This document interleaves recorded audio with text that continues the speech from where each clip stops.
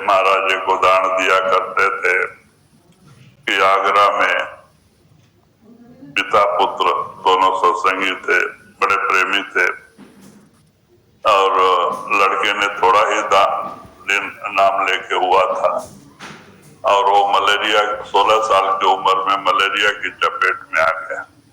पिछले जमानों में ये मलेरिया प्लेग बड़े तेजी से बरस में एक बार जो कुछ महीनों के लिए फैलते थे, बड़ा तकलीफ देते थे, यहाँ तक कि जानलेवा बीमारी हो गई थी। अगर वैद्य बहुत कम होते थे, बीमार ज्यादा होते थे, वैद्य सबके पास नहीं पहुंच पाते थे, तो बहुत सारे लोग शरीर छोड़ देते थे।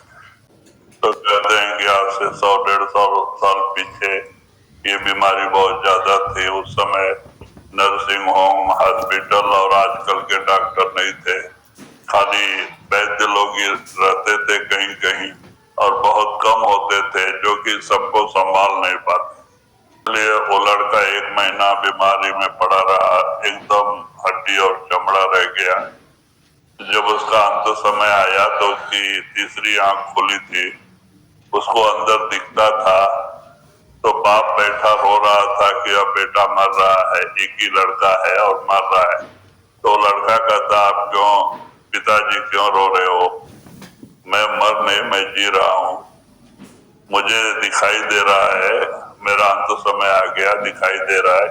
मैं पिछले जन्म में एक बबुल का पेड़ था और किसी ने दातुन के लिए हमारे से 2 टहनी काट के लाके दातुन स्वामी जी महाराज को दिया था, और स्वामी जी महाराज ने यूज करने से आज मुझे मानव शरीर मिला। लेकिन मैं जड़ शरीर से आने से मेरी बुद्धि जड़ी रही, मैं भजन नहीं कर पाया। तो कहते हैं मेरी बुद्धि भी जड़ रही, मैं जड़ शरीर से आया था, मेरी बुद्धि भी जड़ रही, मैं भजन सुमरन नहीं कर सका।